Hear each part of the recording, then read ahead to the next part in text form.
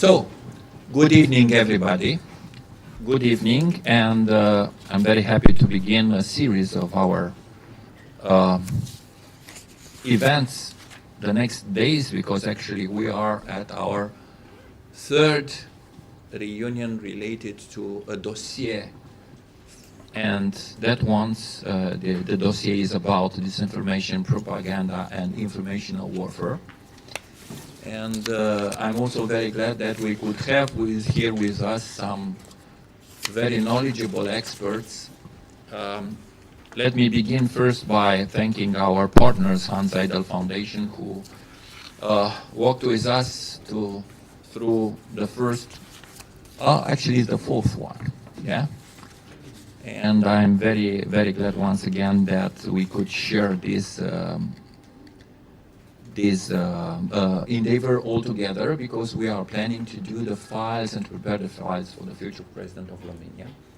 Informational warfare is one of the most tricky, the most important issues that would happen to us. It is a part of the hybrid warfare. At the same time, it is a type of aggression in itself, as informational warfare. And we've seen the level of interest even today for the Romanians in the whole. You know that today we had a hearing in the oversight committee of our intelligence service related specifically to the interventions that we could have in at least the three dimensions, influences coming first and foremost from Russia, but it was also under the question addressed Korea, North Korea, and Iran. China is also part of the game. So very important. And once again, I have very knowledgeable people that I would like to introduce to you. I have here on my right, and I will begin with her, Elena Murzak. She is originally Mr. or Mrs. or NATO in Republic of Moldova. Now she's working, she will elaborate on that. She's working with the special authority related to combat of informational warfare here in Republic of Moldova. On my right, I have my very good aunt, old because we know each other from all time, but I can assure you that he's younger. He's still jumping with the parachute, Wasun Antoi, and he's my co-author on the first book that we wrote, Romanian and English, on informational warfare, the typization of the informational warfare of Russia. And we used Romania and Republic of Moldova as basis for our study because of the different approaches in Republic of Moldova. At that time, we even had a president who was advocating advertising and making informational warfare. In Romania, everything happened below the radar, especially in the social media and without a public appearance. And he will be presenting all those things to you. Dan Cărbunaru, another very good friend and colleague of mine. He was spokesman of the Romanian Prime Minister, and he has an extensive experience in communication, strategic communication. Also, he was involved at a different moments in combating from the first line, actually, yes, the informational warfare. Still not jumping on parachute. Not jumping on parachutes, but you are riding your motorcycles, which falls into the same type of sports. I have here another very good friend of mine, which is Vera Konstantinova from European Academy of Diplomacy, Ukraine. She is our representative that I asked to jump in and to present to us how informational warfare is done in wartime in Ukraine. And Greg Simmons, I have to compare very attentively the time frame with Wazu to realize who's the oldest one in the game. Actually, we share at least 3 books together, the last one in Cambridge university press, which was very well received, and for sure it deals with those aspects related to information warfare. He is going to elaborate furthermore. We are waiting for Alina Bârgăuanu. The Romanian representatives are the last to come. Alina Bârgăuanu was catching the traffic. She is professor at the National School, dean in communication faculty, and she's our representatives in the European body dealing with disinformation. And Andrei Țărnea, which is a representative of the Romanian MFA, he is actually general director of the communication and public affairs department of the Ministry of Foreign Affairs. Now, without any other further ado, allow me just to make a short intervention, just a few lines to make the context of our discussion, and that once dealing with the real issues at stake. Informational warfare, what we call informational warfare, is creating an alternative reality, which is built on fakes, on faults, on interpretation, on innuendos, on a number of other things, and that alternative reality is projected to a special group, target groups, in order to obtain pressure on the decision makers to alter, to channel, to divert, or to change the decision making in a strategic issue.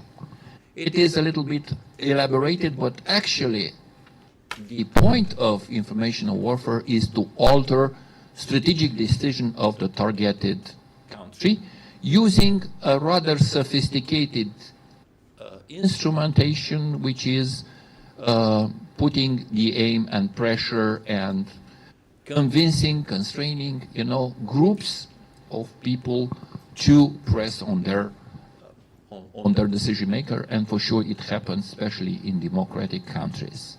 Now, the dramatic change that happens, and now I'm entering into our days, is that Russia Federation changed its aim. It's no longer altering strategic decision, but it is creating a basis of support for the change of the system, for challenging democracy, for putting questions about the democratic achievements, and it happens in different ways. I'm going to elaborate on them. Moreover, the second step of that is to alter democracy and to change the democratic system, aka to export autocratic system.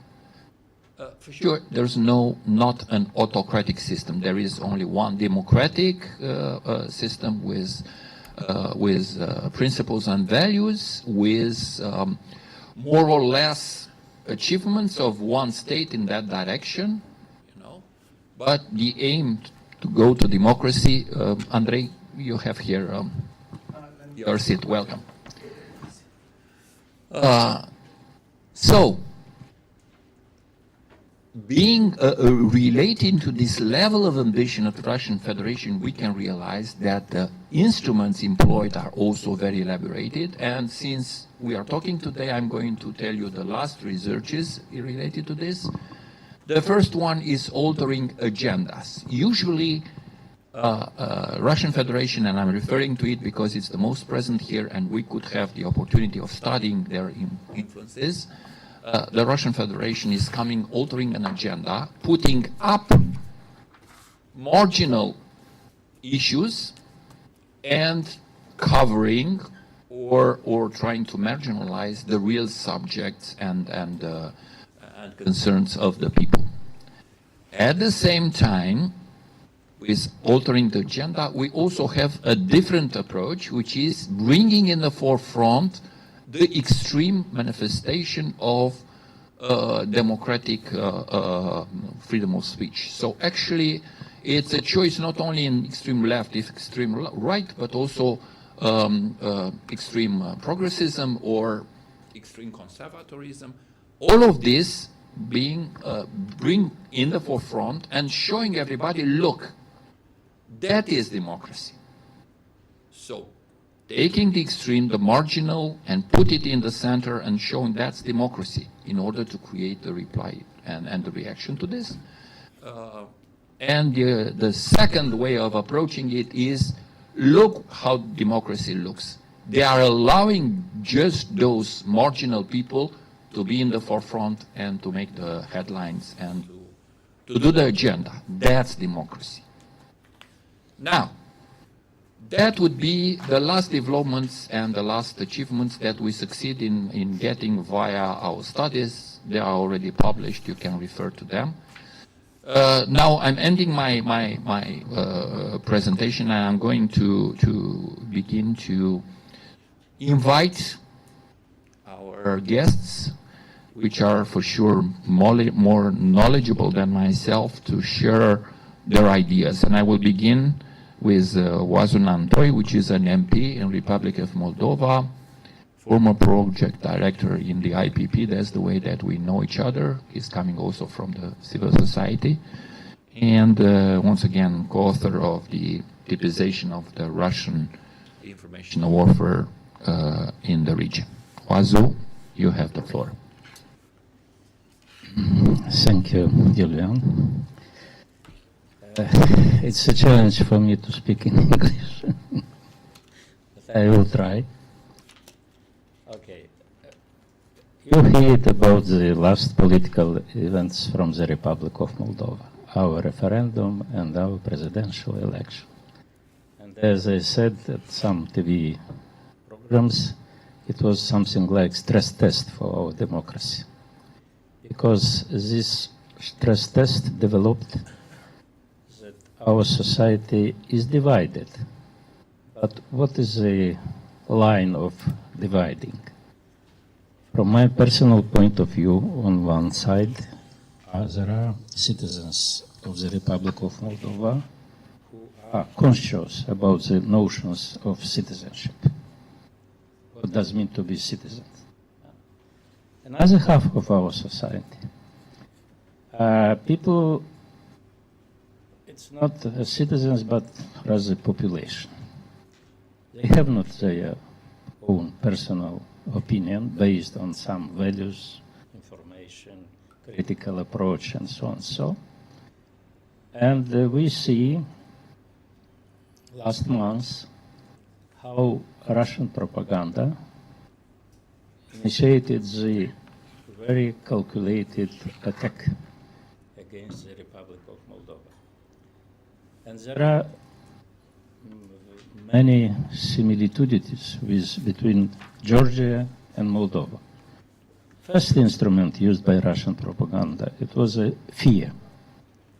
Russian propaganda tries to implement fear in Moldovan society. The message was very simple. Maya Sandu, it's war. Maya Sandu, it's a Ukrainian scenario for Moldova. Maya Sandu is a militarization of Moldova. Maya Sandu, next day after winning, will initiate the war against Transnistria. The aim of this... It didn't happen yesterday? Unfortunately, no. At least I was not informed. And the aim of this policy is to transform this category of Moldovan citizens in the herd. Easy manipulated. After that is coming next stage of this informational war. When people are put it in the informational Bible created by Russian propaganda. This Bible is injected the lie. European Union is nothing original. European Union is LGBT. European Union is attack on our Christianity. Our lands will be sent and by foreigners. And in this situation, we saw how this propaganda attacked the idea of European perspective of the Republic of Moldova. I looked just before this my presentation on the sociological studies realized on in July, 3 months before referendum. People were asked, do you think that Moldova will be obliged to become a NATO member together with the European Union? 22.5% yes. And 28% had not any opinion. So, conclusion is that 50% of our citizens has not any idea about European Union as well about NATO, and they in very, how to say, easy manner became a target of this Russian propaganda. I want to say some words about our Gagauz autonomy. On 23 of December will be 30 years from the moment of adoption by Moldovan Parliament of the law number 344 about the special juridical status about Gagauz autonomy. But when Soviet Socialist Republic of Moldova was created, 2 of August 1940, the body of new Union Republic was established on 4 of November 1940. And this body divided the area populated by ethnic Bulgarians and Gagauz in the southern part of the Republic of Moldova and Odessa region. And now we see a very strange picture. In Ukraine, ethnic Gagauz from Odessa region are fighting against Russian aggression. But in the Republic of Moldova, the people of the same ethnicity are crying and they are waiting the coming of Russian army in the Republic of Moldova. So, my opinion, personal opinion, that in the Republic of Moldova, we divided in the citizens and Homo Sovieticus. In spite of the fact that more than 30 years ago, Soviet Union collapsed. But November 2014, after annexation of Crimea by Russian Federation, people in the Republic of Moldova were asked about the legitimacy of this procedure, and 72% of Moldovan citizens who declared themselves as ethnic Ukrainians considered that Crimea was entered in the components of Russia on legitimate way. And in 2014, 83% of ethnic Ukrainians from the Republic of Moldova very highly appreciated the activity of Vladimir Putin. So, it's an argument in favor of my personal opinion. Forget about the ethnicity. First of all, we are divided in citizens and Homo Sovieticus. And I think that the events from last events in the Republic of Moldova developed the failure of the educational system, because we have an educational system. But 2 years ago, Friedrich Ebert Stiftung realized in the Republic of Moldova sociological study among the young people from 15 till 29. And this sociological study demonstrated that in some areas of the Republic of Moldova, among some groups, in the between young generation are conservated the same stereotypes like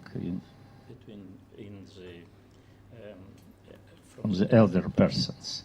Repeat, it's a failure of our educational system, and it's due as a fact that after the proclamation of our independence, our political parties were specialized in the promotion of the principle divide et impera.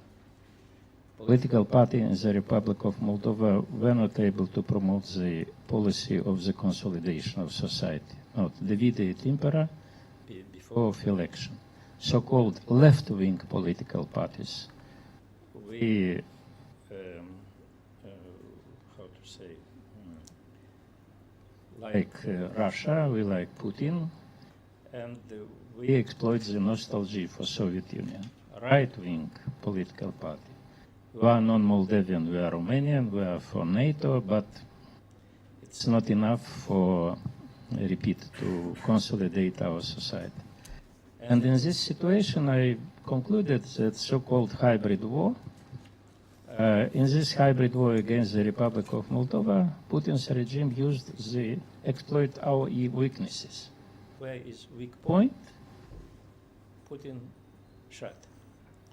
And in this situation, it's not enough to cry about the bloody Putin's regime and so on. So the major challenge for us is the civic education, consolidation of society, and only this way, I think, we will be able to avoid the worst scenario, because on 19th of November will be 1,000 days from the beginning of Russian aggression against Ukraine.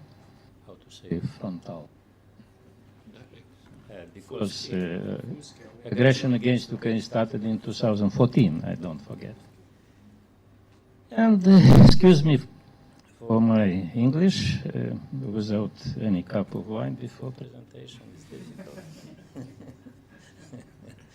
But I repeat again, it's too easy to say that Putin is a bad guy and about Russian hybrid war. The main challenge for us, for citizens and politicians from the Republic of Moldova, how to achieve this level of social cohesion when Putin's propaganda will fail. Thank you. Thank you very much. Yeah, Wazu deserves all our applauses. Thank you very much, Wazu, because he underlined very, and it's his original take on Homo Helveticus. I have to confess that I've written a piece on identity wars in Republic of Moldova, and that Homo Sovieticus appeared with a full quotation from Wazu. Actually, that repeats, and unfortunately the post-Soviet space didn't have the opportunity of looking at the files from the former KGB and everything, because they were taken over and there was not such a thing as we had here in Romania. What we've learned from those archives here in Romania, that the minorities were the first targeted by, in our case, by the Securitate. It happens the same in Republic of Moldova. Minorities were the first one to be Russified. Their identity was never conserved. That's the explanation about the Ukrainian minority.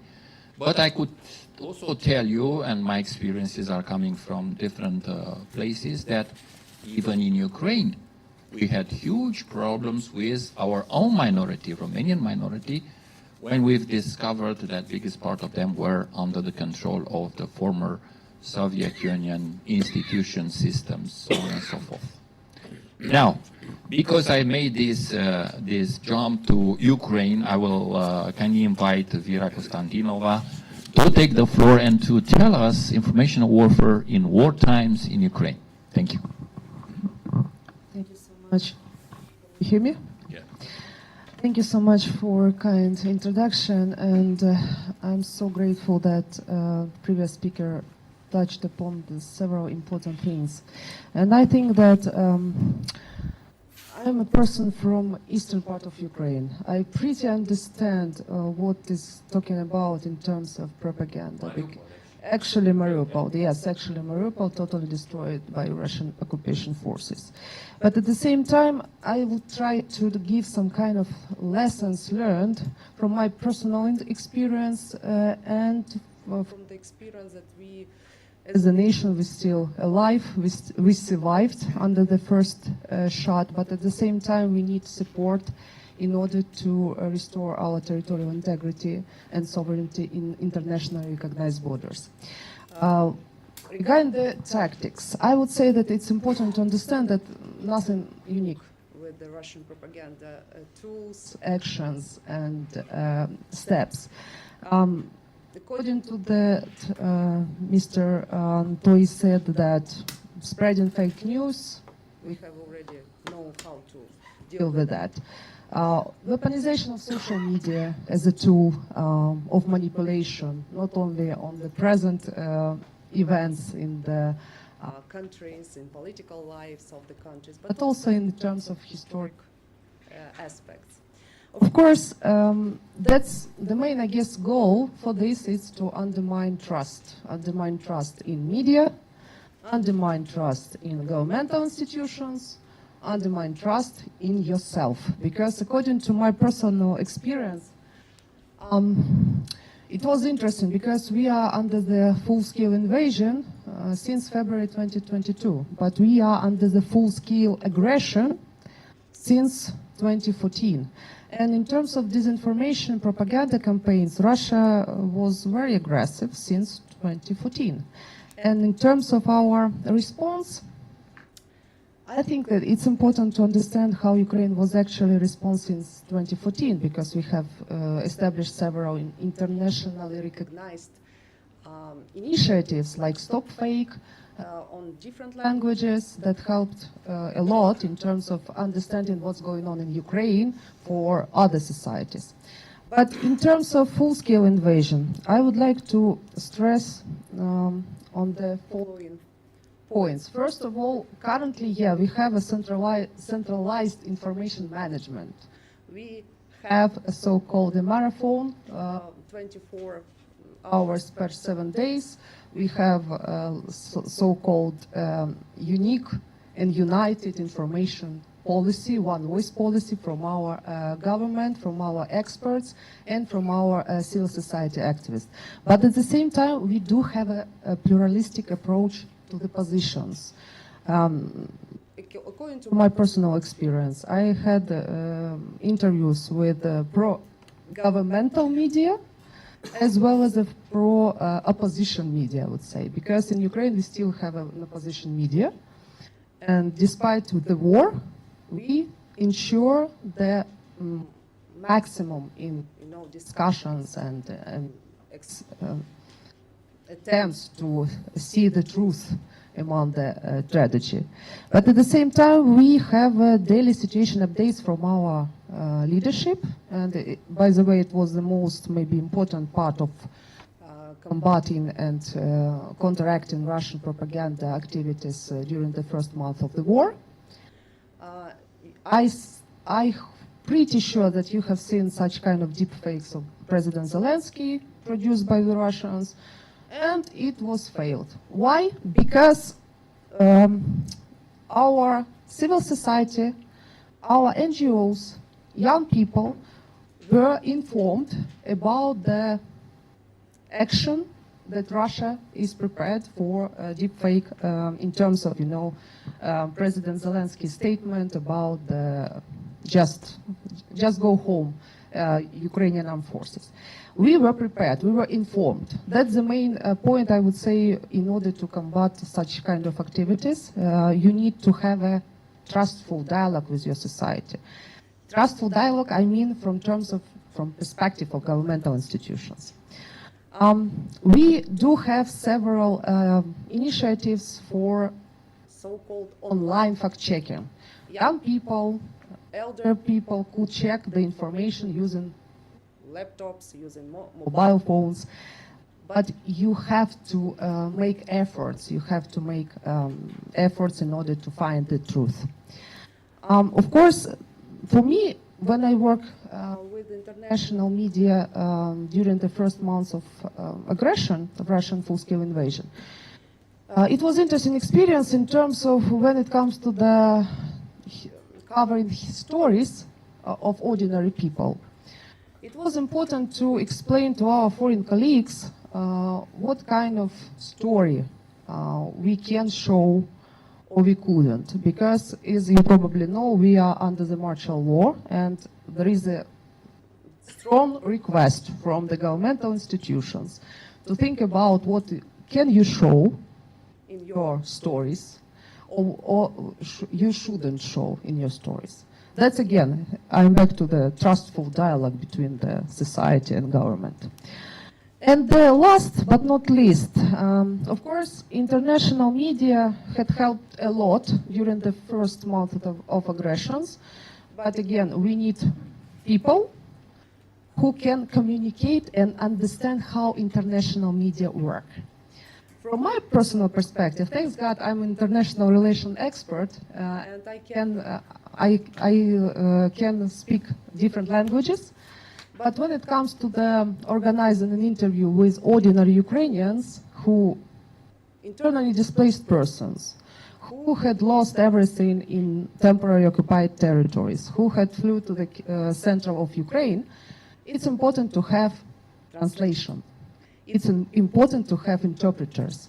And to conclude, I would say that after almost 3 years of Russian full-scale invasion, I would say that we need professionals in language. We still need professional journalists. We still need professional experts who can give different perspectives for the society.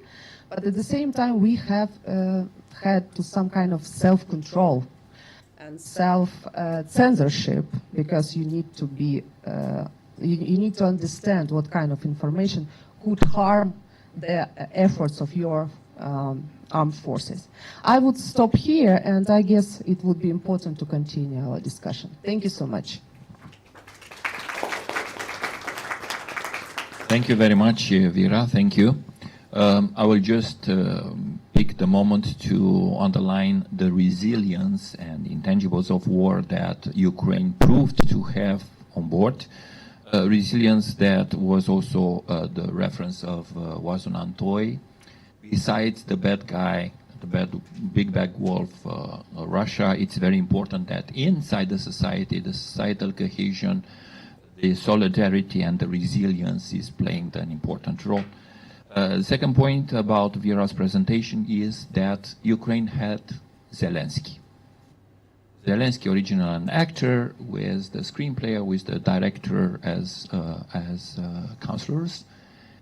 Actually, his presence in the forefront and his daily statements are doing a tremendous job that we could not compare in terms of strategic communication to any other type of communication in war times. And you can compare to everything that we had till now. The third point is that, yes, Ukraine get a lot of help. It was first and foremost its society, its individual, initiatives. What can we do? You can do that. Okay, let's do it.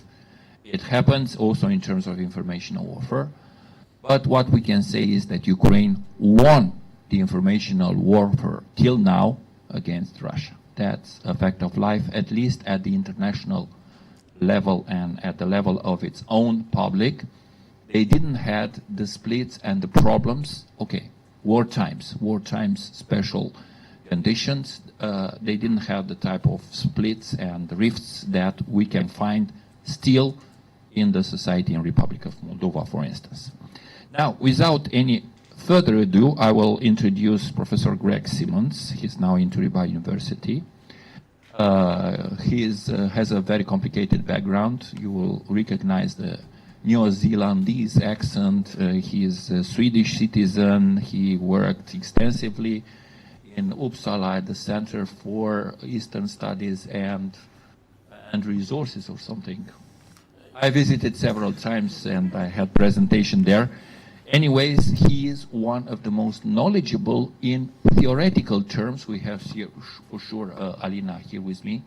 And that's why I'm extending the invitation for him to take the floor and to tell us a little bit how things are looking in that mixed. Please.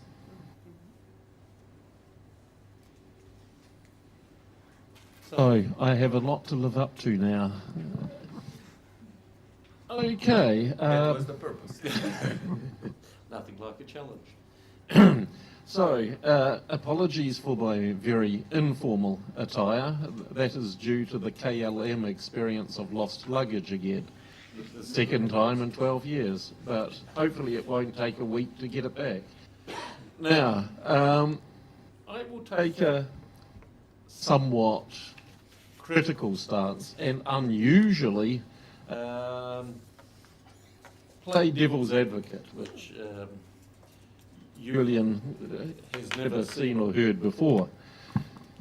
So, the first point, I would say, especially within the field of information warfare, propaganda, and disinformation and so forth, it is not useful having a dichotomy between democracies and non-democracies.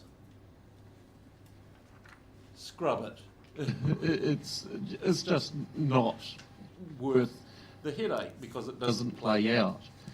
Because if we want to look at the use of, well, we can say pretty much information warfare, disinformation and propaganda, it wasn't so long ago when all of these so-called democracies were telling us that COVID vaccines were safe and effective and they were tested. And what we see today, it's a growing problem. And of course, this was based on fear, which has been raised here on this panel. So why fear? I mean, what kind of operationalization value does fear have? Has a very clear one. And if you use propaganda and so forth and explain it so beautifully and eloquently, and you're using the power of your rhetoric and so forth, I mean, it can take a very long time. And maybe not even convince people. And if we use something like fear, it's something, if you strike fear on the right chord, there have to be two different elements present to activate fear in people.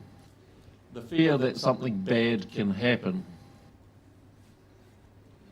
It can be anything, what I just talked about, a virus or Russian attack or whatever. But that is not enough by itself. The second element is that they must believe that that can happen to them personally. Because if it doesn't happen to them personally, they go, yeah, shrug their shoulders, that's fine. A good example of this, if we look back, 20 years ago already, so, I mean, some of you may be not even born back then, but if we're looking back to the age of 9/11, between 9/11 and the invasion of Iraq, you had the use of fear by the US and the UK to drive public opinion to go to war in Iraq. And the fear was weapons of mass destruction and links to terrorism, which is disinformation if you're to put it diplomatically. But the point is, you had quite a difference between the US audiences who experienced 9/11 perception and the British who had been subjected to decades of IRA terrorism. Now, so, I mean, both crowds, both audiences, the US and the British, both believe terrorism is something, it can happen. But the US audience had just been exposed to this, and this Islamic terrorism, to put it more specifically. And this is what drove the fear. I mean, the fear wore off eventually, especially when they saw that it was built on a stack of cards, and it was false. But the British audience was not so enthusiastic or even buying it. They believe that terrorism can happen, and they've been subjected to terrorism for decades. But they've been subjected to, if we want to put it Catholic or the IRA-based terrorism not Islamic. So while they believe something can happen to them from Islamic, terrorism, not specifically Islamic terrorism, because that did not happen. And so you had much greater support for the Iraq war in the US rather than the UK. And I mean, coming back to this point of dichotomy about the good democracies, I mean, of course, the champion of propaganda for the first half of the 20th century was none other than Britain. They were supreme at it. They manipulated different corners of the world, and they did it very successfully. I mean, it was successful enough for Adolf Hitler to write a chapter about it in Mein Kampf, The Wonders of British Propaganda. So, and if you look at it, I mean, it gets even more bizarre, because if you start taking a deeper look, it gets more disturbing with the ideological contradictions.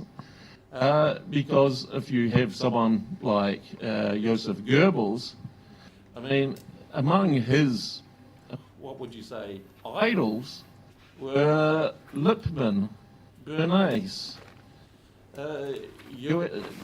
and both of these are of Jewish heritage from Europe. But he admired them for their skill in propaganda. And of course, if you look at the Committee for Public Information from 1917 to 19, I mean, this brought the US into the First World War.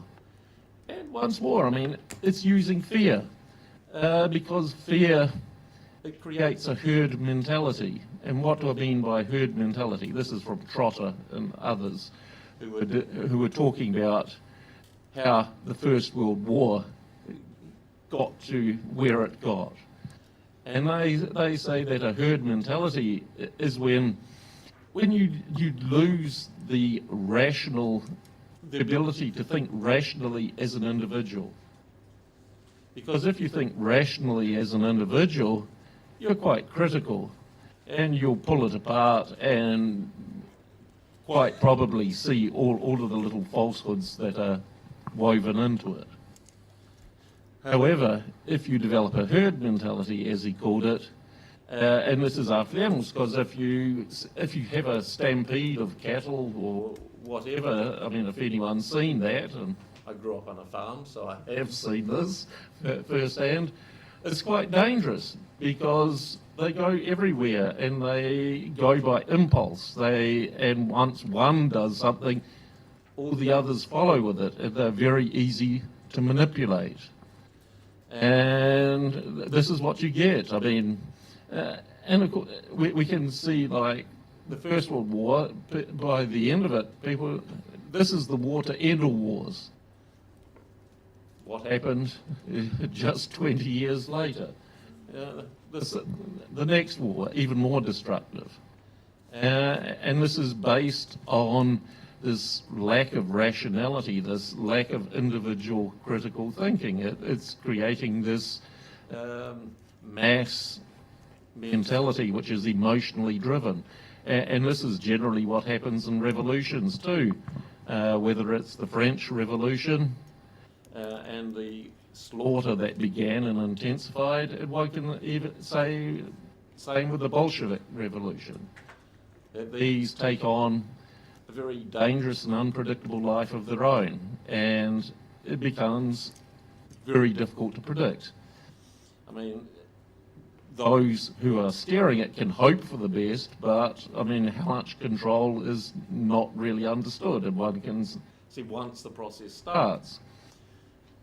And if we look at the current point, I would say one of the big things, why is Western society getting divided?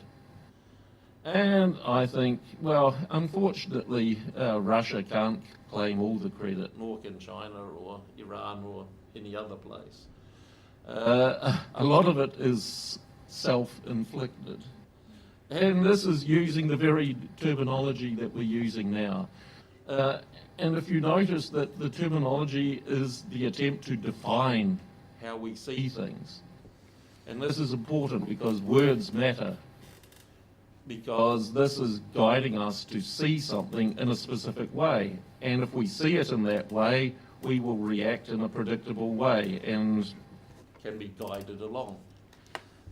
So, I mean, you have the point at the moment where this information and knowledge environment is being heavily manipulated, and it's taking quite a toxic turn. Well, everyone here presumably has heard of wokeism and these kinds of things. And yeah, I mean, the Russians are right in this respect. So maybe it's not disinformation, but rather misinformation, which is another word created, which means that it's true, but it's inconvenient. So if for example, we heard during the pandemic that those were spreading misinformation about the vaccine and the virus.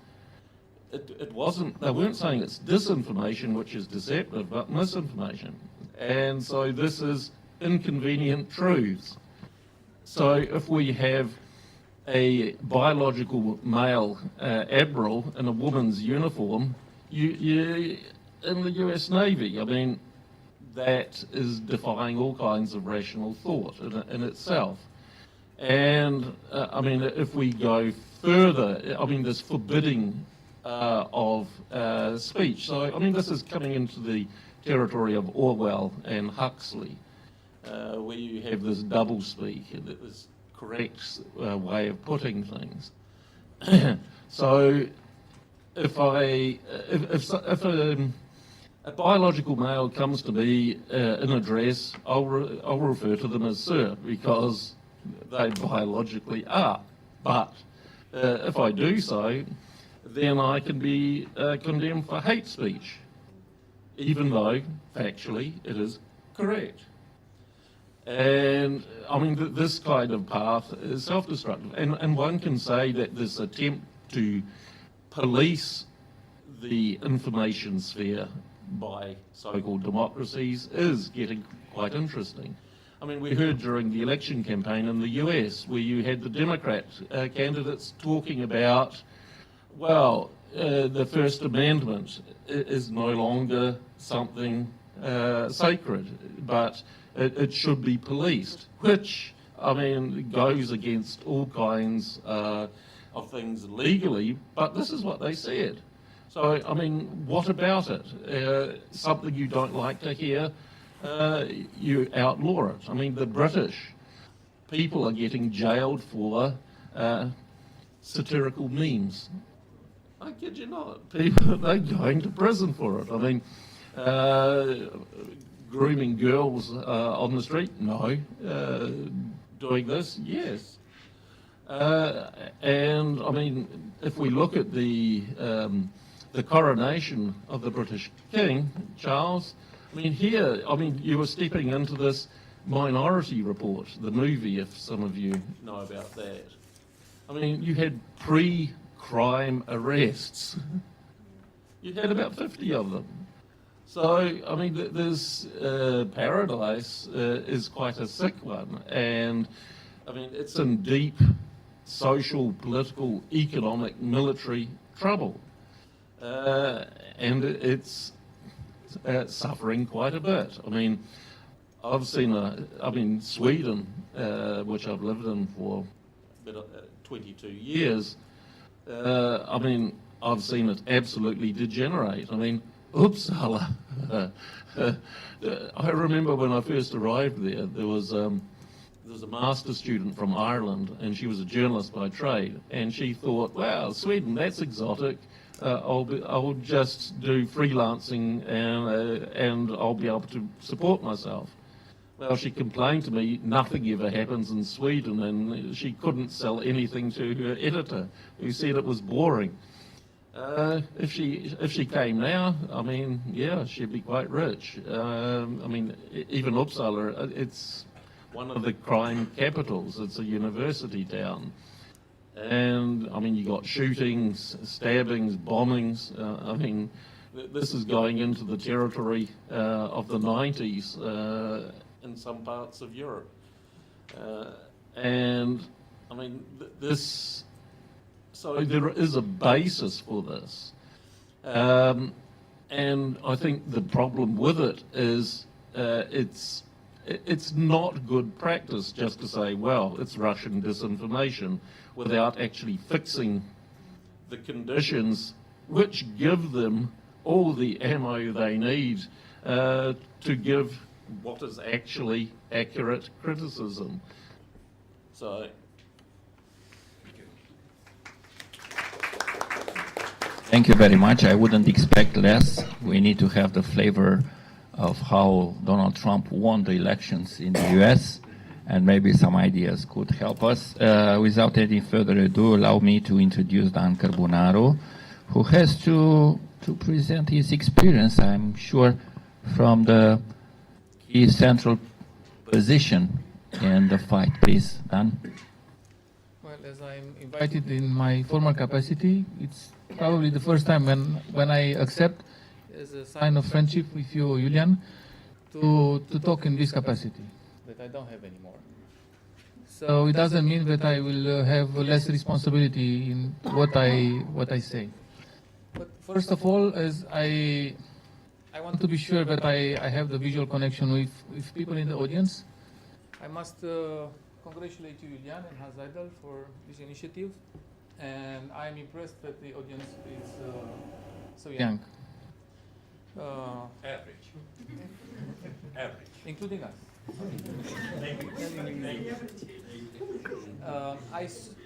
I listened earlier a few times, fear as mentioned,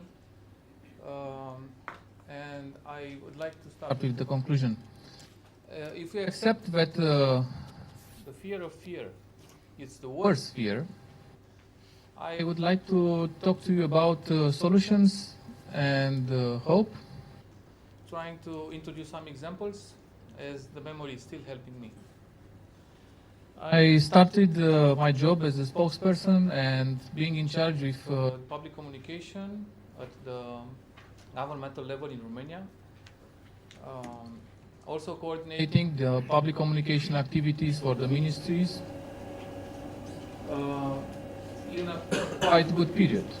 Politically speaking, Romania had, after many years, a strong coalition with mainstream political parties not fighting anymore and staying together on the same table, with lots of concrete objectives to be achieved. And indeed, at that moment, in December 2021, the last wave of COVID-19 was apparently the last issue to be done. And in the rest, we had many pillars to raise the public trust and to increase the level of economic development. But still, we had the military aggression of Russia in Ukraine in February next year. And since then, we had refugee flows, strategic decisions to be taken, a concrete position in this complicated region of Europe, and then economic challenges like inflation, energy supply problems, the need of providing help for Ukraine but also for the Republic of Moldova. So suddenly all the tasks that I was imagining that I would have to deal with became, let's say, diverse. It was very interesting that together with Julian we could deal many of them, hopefully in a good manner. But I would like to talk to you now about what happened in that period, trying not to talk about what I did as a person, but what the government decided to do in terms of public communication. Because indeed, the hybrid warfare and the misinformation, the disinformation, were instruments that occurred daily. And although the powerful coalition afforded to build a government with many ministries, we missed the Ministry of Truth, hopefully, because we had to deal with this also in the public communication events, with, and probably also not only Professor Alina Bărgoană, but also Andrei Țărnea, at that moment were connected to what happened and to the debates, because we are hopefully living in a democratic society. So one of the biggest challenges that we had to respond to from the civil society, from media, was this: how do we protect the public interest without stopping the freedom of speech, without affecting the constitutional rights? And basically, maybe usually it's a philosophical challenge, but believe me, when you are in charge of public communication for the government, it's quite concrete. So the answer that we provided was at the same level of the challenge. So we decided not to establish the Ministry of Truth.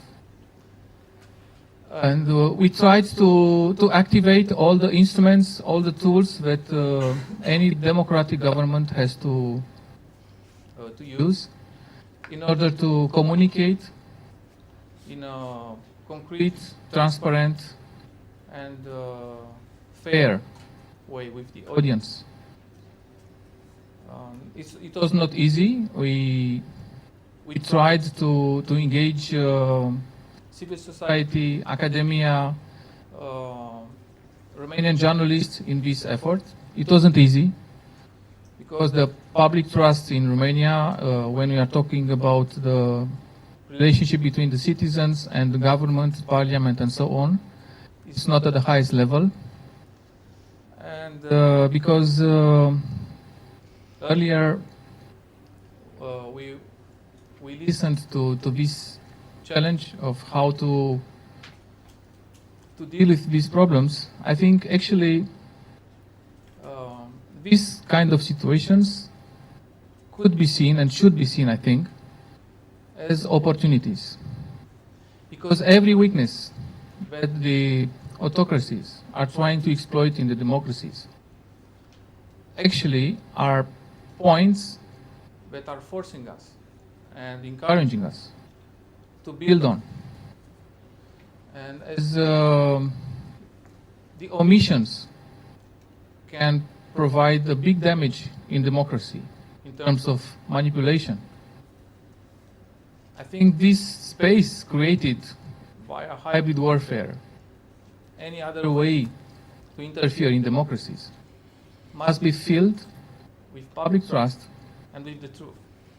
And if it is necessary to do it in the crisis situation, I think it's more important. Yes, we are hopefully looking to the period when we will start the reconstruction of Ukraine, when we try to spread the Western values all around the areas that are having citizens ready to do it and willing to do it. We have also to remember this period that is quite challenging for our, not only governments, also our societies, not to play with these kind of values and not to take it for granted. And I do remember a quote from the former Polish Minister of Finance in 2011, if I remember well.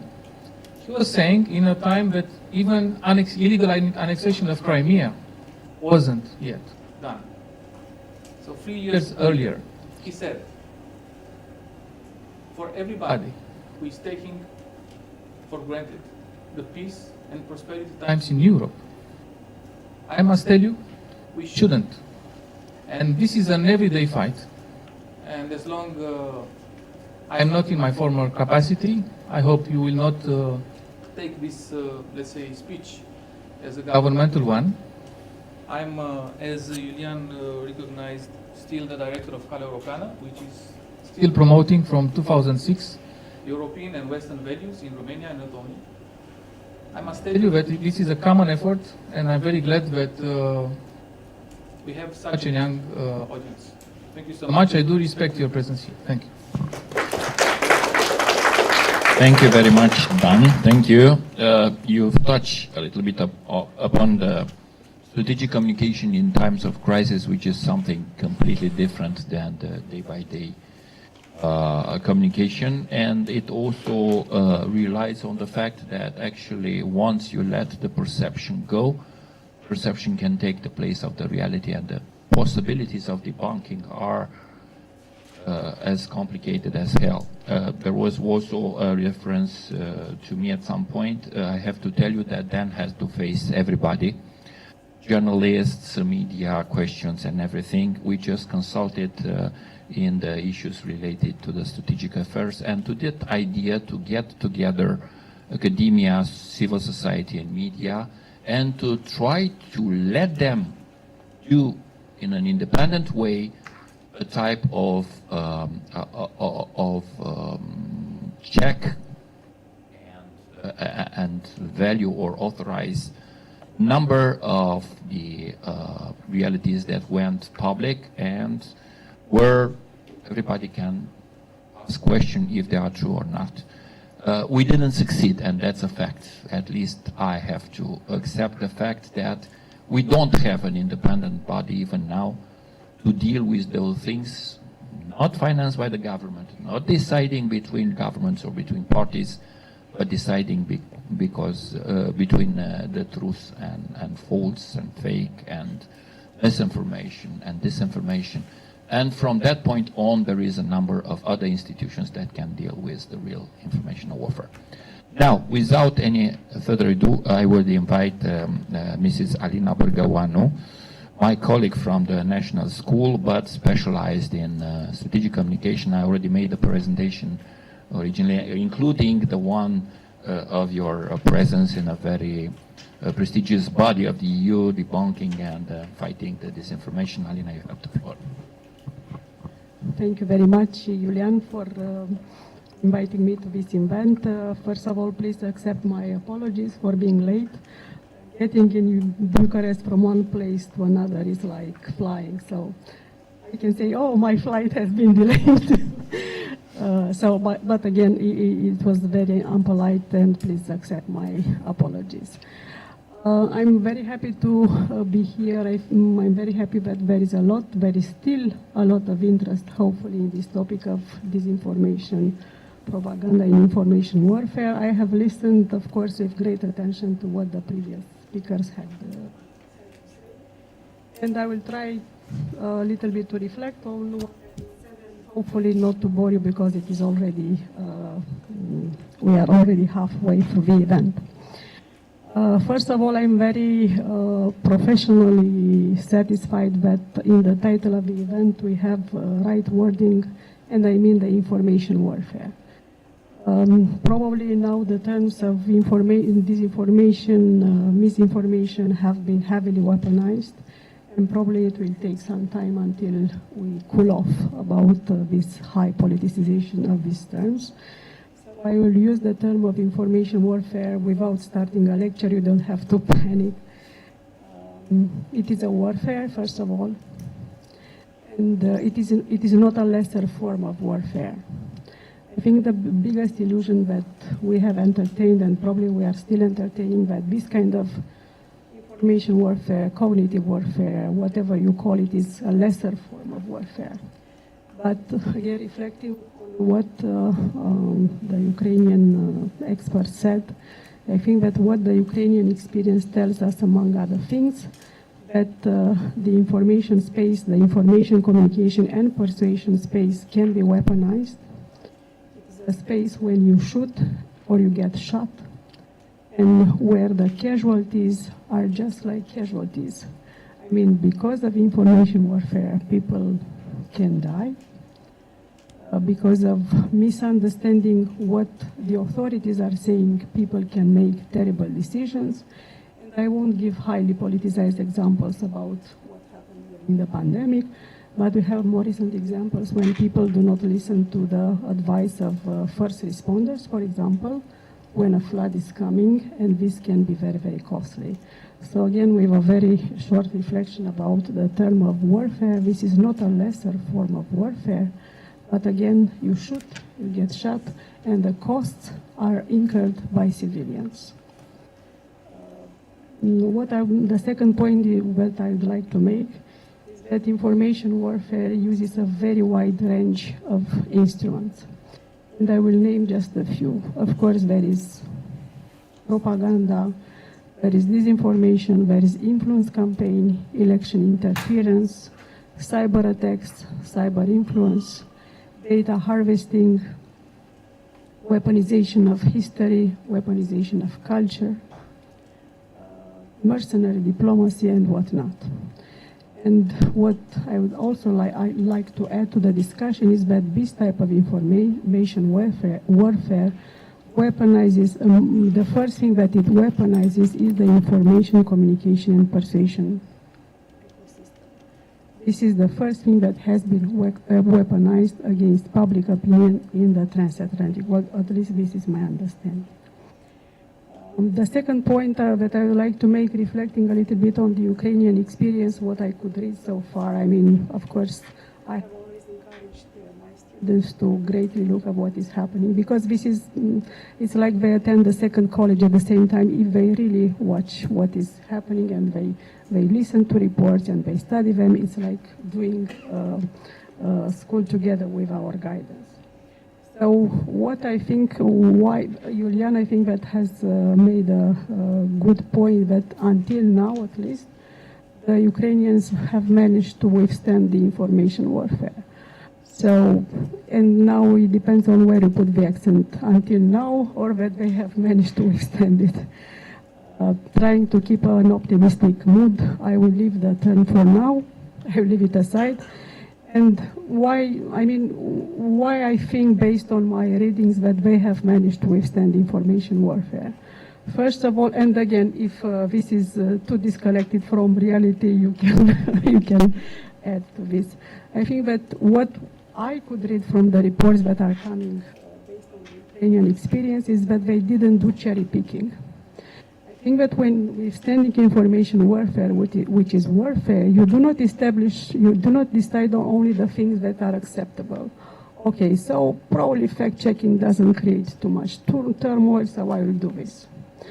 I think that, again, they have used all the possible ways in order to withstand that kind of information warfare, doing fact-checking, or to be more precise, to set the record straight.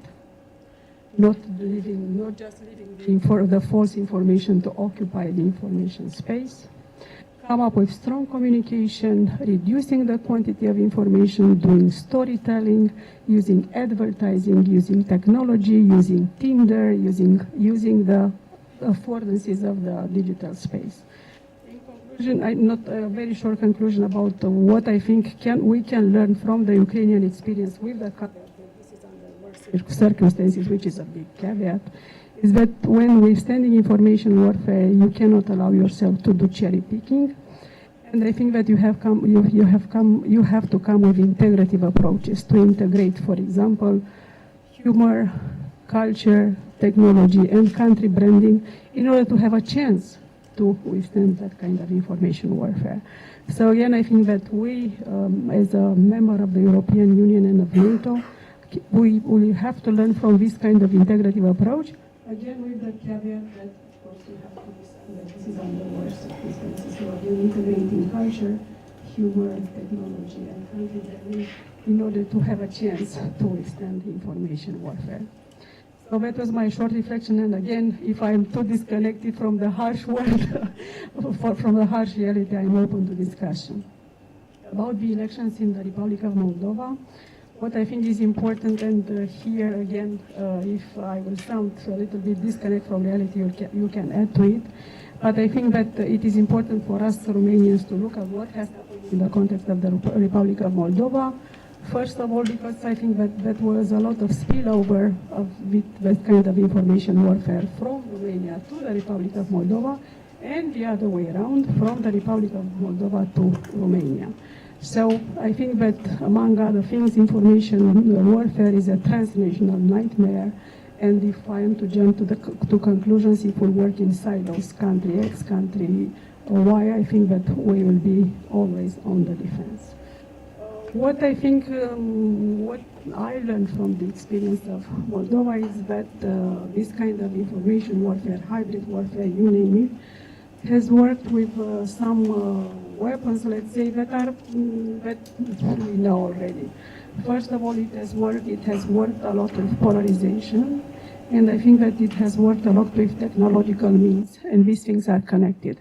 Because I think what brings information warfare is that the weapons that are used can convince different audiences of completely different things.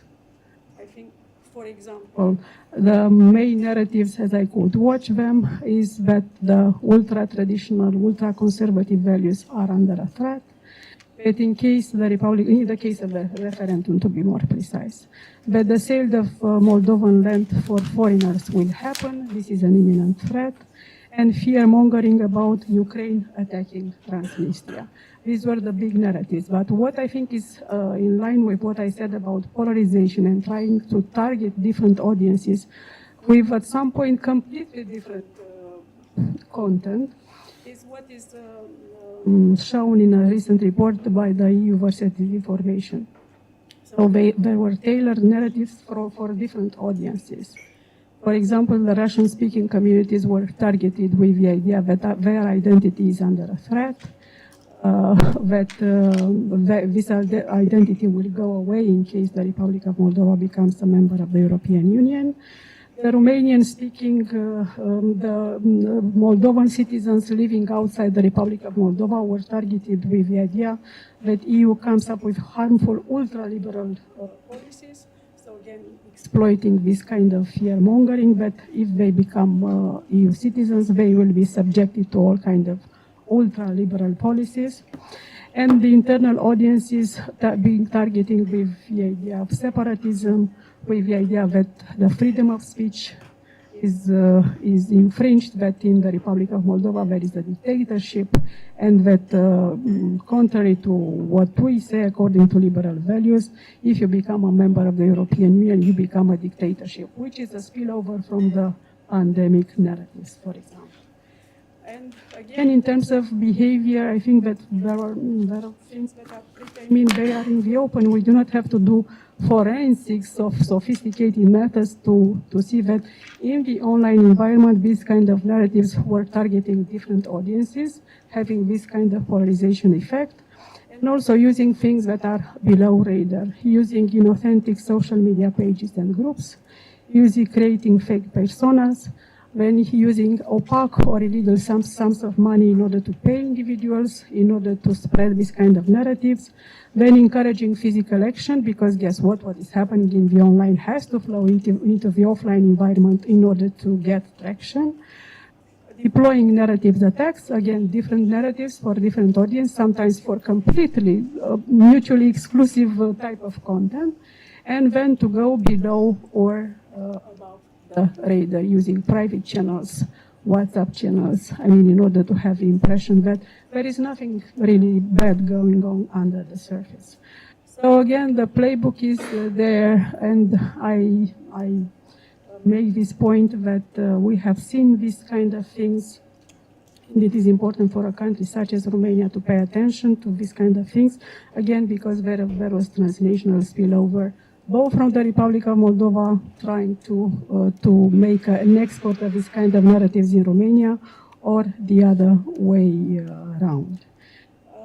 And the last point that I would like to make, specifically in the case of the Republic of Moldova, so this is, of course, it applies to Ukraine, it also applies to Georgia. I think that again, there was a very frank point that we cannot blame everything on the information weapon. And of course, this creates, it is in the literature, it is called the Russian hack. Of course, you cannot blame everything on this, because it has two effects. First of all, it overinflates their power, or it can create defeatism. I mean, if they are all over, why should we do anything about it? So again, I think it is almost childish to blame everything on this kind, and it doesn't move the discussion forward. Coming back to the conclusion, I think that one of the low-hanging fruit that can be weaponized in order to leave this kind of narratives to flow and to convince people is what I called enlargement fatigue. I mean, no matter how creative the Ukrainians become, or how the Republic of Moldova is creating structure, trying to reduce the quantity of disinformation, to come up with storytelling, to create defense structures, and we'll talk about this. I think that in the end, this kind of enlargement fatigue can become the biggest thing that can be weaponized against the public opinion, which will become, first of all, confused, and then will become over-exhausted with this kind of things. I'm really looking forward to listen to check whether what I understood from the recent electoral cycles in Moldova check out. Thank you very much. Thank you.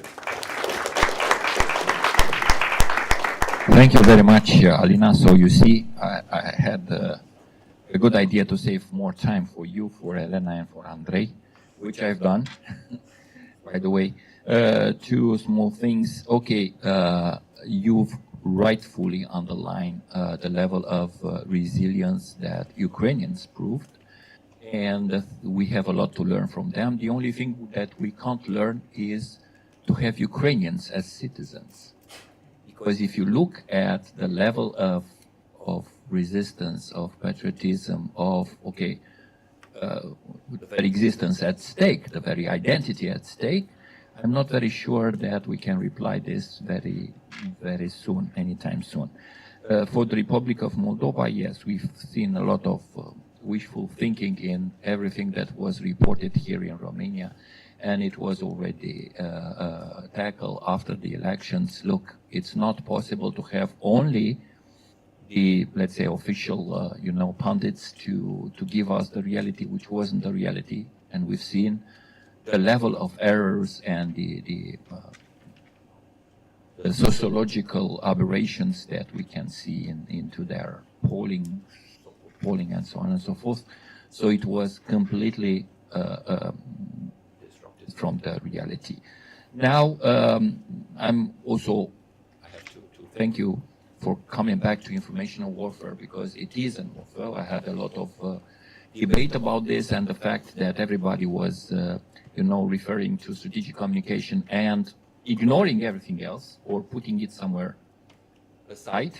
And it was quite difficult for a lot of people to realize that, yes, and I will second you, people can die. And at the same time, the biggest part of them are civilians side effects. And since I have Dan here, I can remember just one or two facts. It's also very costly. When you have the innuendo that banks or a certain bank is falling, it's on your money that you are retreating your own money, and it's costly. When you go, for instance, because there's a lack of, diesel, and you are making queue and putting a lot of, it means that you are also spending your money. So it's also on the costs, on the expenses of the civilian population. Now, I'm going to stop here with the comments, and I will invite Elena Mârzac, Director of the Platform for Security and Defense Initiatives and Stratcom. Elena, once again, I didn't count the number of years since we worked together, but please, you have the floor. Enrico, good evening. Thank you very much for the invitation. My interest for information warfare started when we worked together with Mr. Nantoy and you and other authors on that book on Moldovan and Romanian experience on responding information warfare. So already for 10 years, these words, informational warfare, hybrid warfare, disinformation, propaganda, is well known in Moldova. So that time, 10 years ago, it was something new, and every time we needed to explain, even to our decision makers, why this is important. Now we are here at the stage when disinformation and propaganda, it's a kind of let's say, hated words of our citizens, and somehow people don't really understand what is the real impact. And the results, I totally agree with Professor Berganu, that the results of the presidential elections and referendum voting demonstrated once again that our citizens still do not really understand why and where is our direction of development, and we very clear now split it into two, because before this we kind of before this, we, as civil society, as independent researchers, we always presented that the society is splitted, we have this lack of social cohesion, but we didn't really see what government can do in this regard, and this, all this crisis, all this situation with having the war near us, with the impact on the Republic of Moldova, didn't allow our government to respond very well to this problem. Where we are now? Now we have in our national security strategy and national defense strategy mentioned clearly that disinformation and propaganda is a national threat. And that's why in July 2023, it was decided to create a Center of Strategic Communication and Countering Disinformation. And it's interesting that the concept of the strategic communication and disinformation is based on it is based on our national security strategy, which is an indicator that disinformation is seen as a national threat, and we need to respond accordingly. And according to the concept of strategic communication, the activity of the center is focused on 4 pillars. And first of all, it's economic resilience, it's social cohesion. The second one is strengthening national security. And the third one, strengthening the role of the Republic of Moldova, role in the security environment. And the mission of this center is quite challenging. Why? Even before starting its activity, it already was victim of disinformation and misunderstandings of this population, and it was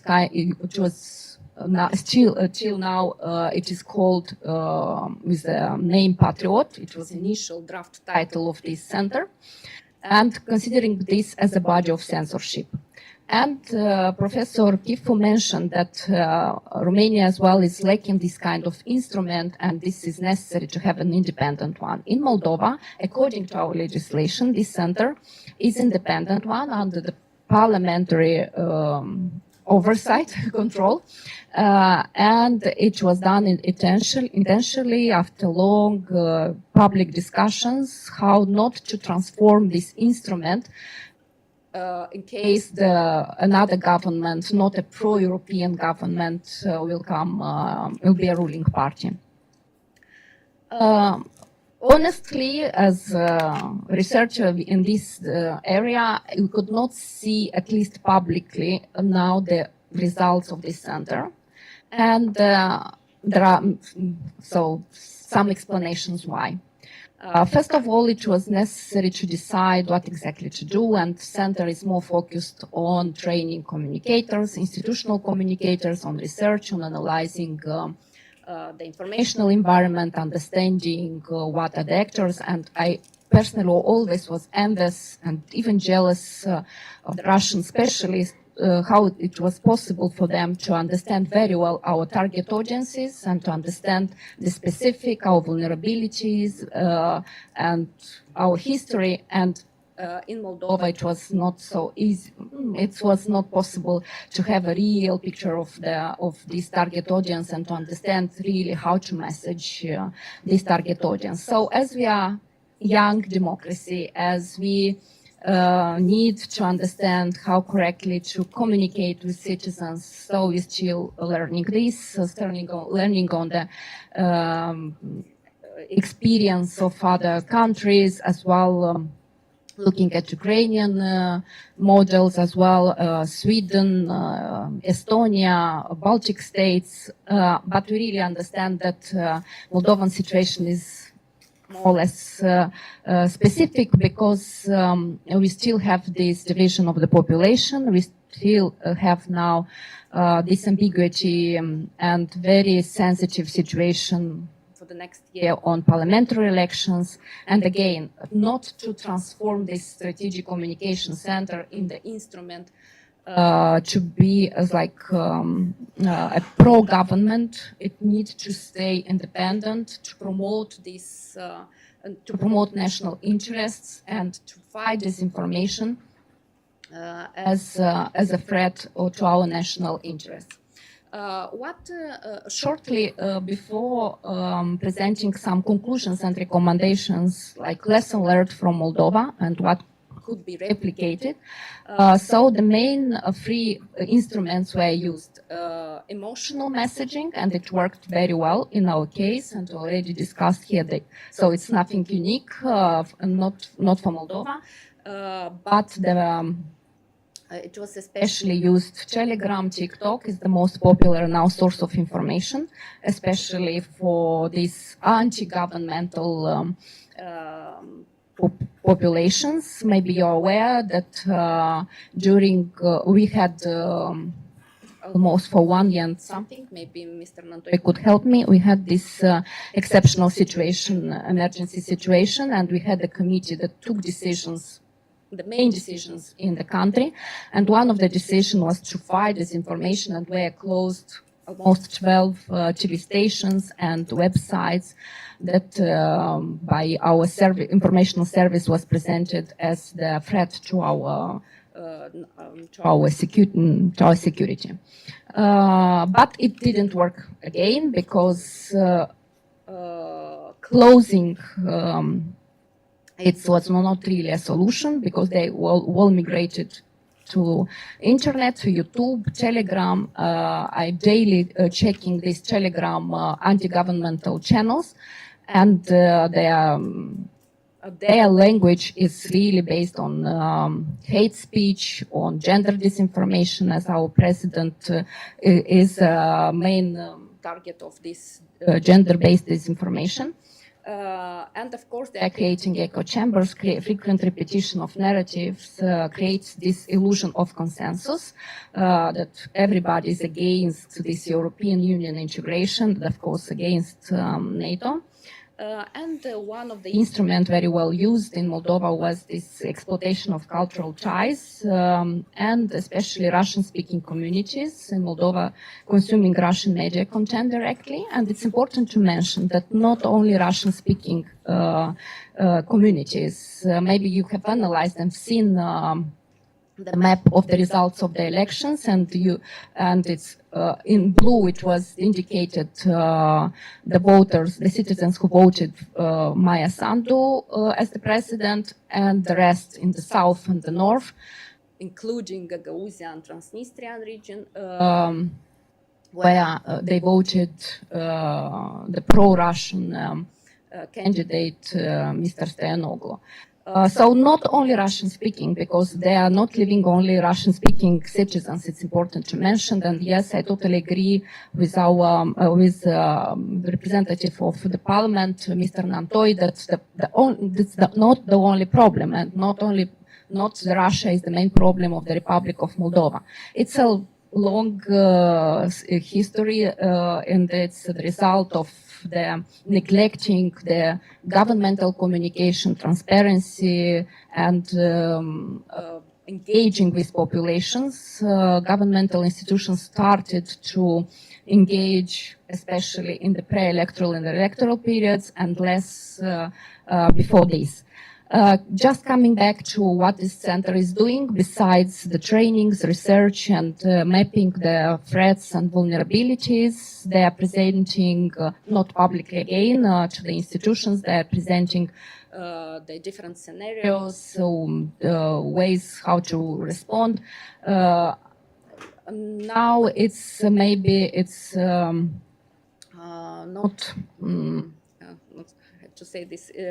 It's premature to mention if the center's activities were positive or not and gave any results. We still have these parliamentary elections. We still have several months to learn, to understand our vulnerabilities, and to be more transparent and to present the situation as it is. And I really agree with our speakers that it's different to understand where is the line of because we are living in democracy, we are giving the possibility, freedom of speech, freedom to elect, freedom to and respect for everybody's vote and choice.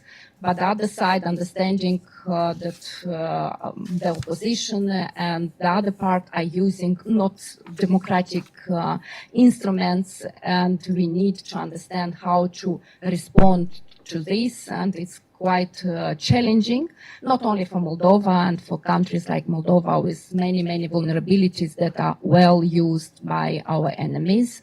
And this foreign interference, malign foreign interference is quite active in Moldova, and I think that Moldova really could give us, bring some toolkit how to respond to this, and in this case as well, Moldova would need the support from international partners, from other countries that already had this experience from different instruments. Thank you.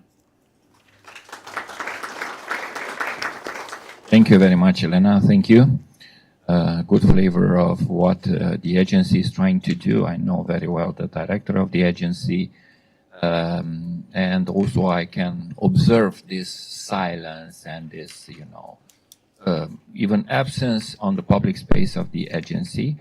On another point, I always underline as alternative the psychological defense agency in Sweden as reference, and I know the points of reference of this agency. She is placed under the Minister of Justice, being independent, but under the responsibility of the Minister of Justice, who is also overseeing the budget and, for sure, the parliament.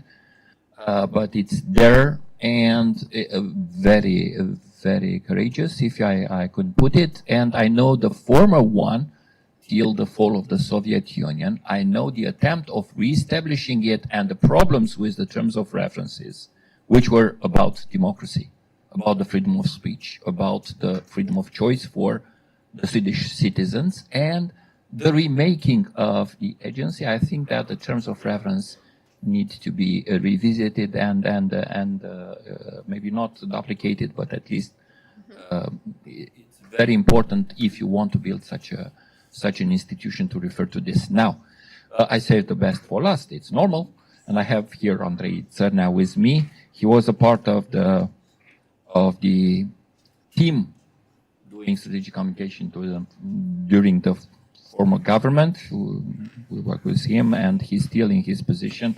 Already introduced you as General Director of the Department of Communication and Public Diplomacy at the MFA. The MFA also have a directorate or something on Stratcom. Yeah, the director is now traveling, but we are very happy to have Andrei here. Please, Andrei, you have the floor. Thank you.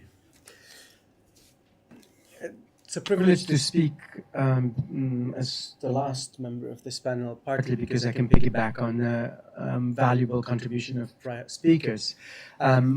Also, I use the opportunity to because you mentioned the young audience, to abuse the privilege of, again, of the last speaker, and maybe try to clarify a few things that are more my personal opinion, partly based on the last almost 5 years of experience as General Director for Communication at the Romanian Ministry of Foreign Affairs, including during COVID and the start of the full-scale war of Russia against Ukraine and the free world.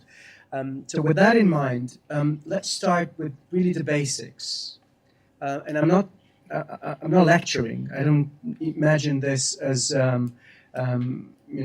as my unique and single version of truth about democracy and information space, but it's what I've seen operating in Romania, in our Western, in the context of our of the information warfare or hybrid war or disinformation or what we generally call as FIMI, as the concept that was developed by the Stratcom team at the European External Action Service, and it's now increasingly embraced by democratic societies as unifying all these concepts. And there, again, you have to start with a certain view of what is the communication space in democratic societies, not in any societies. And here I think that that distinction is important, whether we talk about information space in democratic societies and authoritarian societies. And no, Russians are not good at reading democratic societies and public opinions. I strongly disagree with that. And that's partly why they fail. It doesn't mean that they don't understand anything about us. They know us. They know us well, sometimes better than we do ourselves. They know and they understand our vulnerabilities. They understand our fractures. They understand how our political system operates, and they see it as weak. They see it as fundamentally flawed, as opposed to the strong, clear-visioned, vertical of power-based communication spaces of a good authoritarian society, whether it's China or Russia, you name it, or any religious fundamentalist based society or organization, be it Hamas or Hezbollah. Again, we're not only talking about Russian disinformation, we're talking about a host of actors, sometimes very effectively cooperating, sometimes just overlapping in terms of the attempt of dividing Western audiences. They don't make us racist. We are or we're not racist. They don't make us homophobic. We are or we're not homophobic. They don't make us anti-Semitic. We are or we're not anti-Semitic. And they're not making us just to use the example, pro or against vaccines. And they don't make us stupid. If you don't understand how immunity works, you're not going to be able to have a meaningful conversation about vaccines. You will not. But it doesn't stop you in a democratic space to participate, because a democratic society is nothing if it's not an agora, a space for debate, and not debate just for philosophical reason, a debate for policy decisions. And always remember that that kills people. Socrates was killed, well, he technically committed suicide, but he was killed for speaking truth. Actually, no, for corrupting the youth. So sometimes woke ideas, and I'm playing with the terms here, are toxic in democratic societies, because every single democratic society does have authoritarian tendencies, does have institutions that would like to embrace those because they're effective, or they appear to be effective. Are they effective, though? France, prior World War II, was far less or far more immune to Nazi ideology than, for example, Great Britain was. Who stood more effectively against the Nazi regime? The British. Though I don't want to get into the details of it, but they did. Partly because there was the Channel, partly because it was more difficult to invade, partly because all the fighting the prior war theory, which we know it's true, and we see it now in Ukraine. Russians are fighting the last war, while Ukraine prepared for a new war, and that's what made Ukraine partly resilient enough to now, 1,000 days later, still be around. That's why Kiev is still free. That's why there is a sovereign Ukrainian society, partly because they understood these things better than I can present them here. So why does this matter? It matters because our choices, and I don't say they're right or wrong, they're not. They're appropriate or not. what's appropriate for Republic of Moldova may not be appropriate for Romania, for example. And no, I think having an independent, even an independent, special authority for information in Romania would have not worked, would have actually been ineffective and dangerous, without having the effect of actually make us better at addressing information warfare, disinformation, etc., etc. Why? Because as a society, Romania, and I don't have to say that to Romanian public, is cautious about, our communism is too recent, and the Romanian communism in particular relied so much on propaganda of a certain type, that included historical discourse, that included, ethno-nationalist elements, that borrowed successfully from Nazi propaganda, and all that would have been very difficult to have an institution that would have looked like a Ministry of Truth, regardless of its mandate.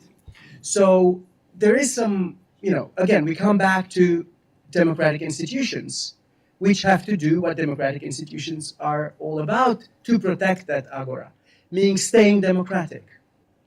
And the mandate that Romanian government institutions, ministries, and agencies have received from the National Security Council, whatever, the national, what's the Romanian version of it? The National Council for Defense of the Country. Of the country, okay, SNATS. And the national security doctrine of the country that comes out from it, that does include, indeed, information warfare, propaganda, and disinformation as threats to the national security, had a very specific mandate for, again, the ministries and agencies. No new institutions, no new prerogatives, and no new budget, which would look on the face of it an impossible task. How can you address more effectively something if you're not allowed to create new institutions, to hire new people? Well, partly because it focused on the problem. The problem was that you already had responsibilities and obligations for the Ministry of Justice, for the Ministry of Interior, for the Ministry of Foreign Affairs, you name it, Ministry of Education, you name it. The question was whether they talk to each other, whether they use the same terms, whether they have the same understanding of the nature of the threat, whether they're capable of working together at those very boring tasks, like educating communicators, like tabletop exercises, like strategizing about how to respond to FIMI, foreign information manipulation and interference. That is what the National Strategy for Strategic Communication and Combating Disinformation is all about. Creating an institutional culture to address that. But that's also not enough. There is a document, it has a series of implementation plans for the various institutions. It's not enough. Because when you talk about building a culture of combating disinformation, and the example of Sweden is maybe the most eloquent, but Estonia has some lessons to tell, but also Finland, a country that was the longest border with the Soviet Union, and that has seen information warfare that started prior the Second World War, or even prior the existence of the Soviet Union, that included, these tactics in its propaganda machine. Why I'm saying this is because in democratic societies, such a culture has to be not just part of the institutional framework, but part of the political discussion itself. So unless political leaders and political parties are part of that culture, the rest is, literally a series of policies that remain on paper. Now, let me conclude by saying that while my bread and butter, and in the room there are my colleagues in a public diplomacy and strategic communication department, including the director of that division in the ministry. So we're paid to do this. So don't take my following comments as as diminishing in any way our work. But I think that we're overemphasizing the information part of it, and we underestimate the not so hybrid part of it. Not so hybrid because it's often above ground. Bribing politicians, directly or indirectly. Convincing business leaders that buying Russian gas is a better proposition and mostly a more lucrative proposition for their company and the specific board is more effective than billions of euros or ruble spent on propaganda, information warfare, manipulating the public about the woke agenda and about the danger that, I don't know, transvestites or transsexuals pose to our societies. That's what's effective. Building pipelines is what's effective. It was almost worked. It almost worked. And I'm already, I'm really at the limit of what the diplomat should say by saying it can still work. That's where the real danger is. Building, those type of binding infrastructures that bind European security to a malign actor that was already, at the time that these infrastructures were being built, an aggressor.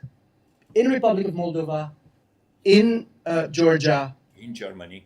including, yeah, but that came later. Assassinations and that came a little bit later. Once the infrastructure was there, and once the Kremlin considered that basically he had no control over European democratic publics, but he had control over a significant enough of European business circles to do his bidding, without telling them what to do, by the way. It's not all, Tinker Tailor Soldier Spy sort of stuff. It's most often, the clean stuff that happens in Dubai and in international banks and in Switzerland, and it's all legal. A lot of it is legal, at least. So that's what I'm worried about as a diplomat and as a communicator, more than about the nefarious effects of what I have to do on day in, day out when I combat authoritarian disinformation or FIMI, let's call it that way, because it does operate effectively. And my last phrase, I don't know if we take questions or not at the end, but my last phrase is that democracies have lived and died by their own vulnerabilities, not because external actors have played a role. When the Weimar Republic vanished and was replaced by the Nazi regime, again, it was a mixture of German elites. I'm sorry, I don't want to single out Germany in any way, shape, or form, but it was those sort of nefarious, non-democratic deals and not propaganda that convinced the Germans to do so. Remember that we're always told, and that's a fundamental myth, that the Nazis won elections. No, they did not. They didn't.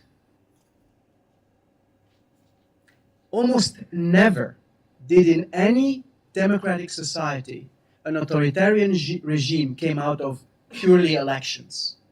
No, it was always a breakdown in the democratic system itself, which is a mixture of, yes, democratic, non-democratic authoritarian tendencies that were always present. I always give the same example, and again, my friends and colleagues are always, bored by it. But I always give the example of a text that dates back 2,300 years ago, during the Greek Athenian democratic society, and it's Pericles' second funeral oratio. I'm not going to talk about it. You go, try it, find it. It's online, available. Read it, and you'll see what I'm talking about.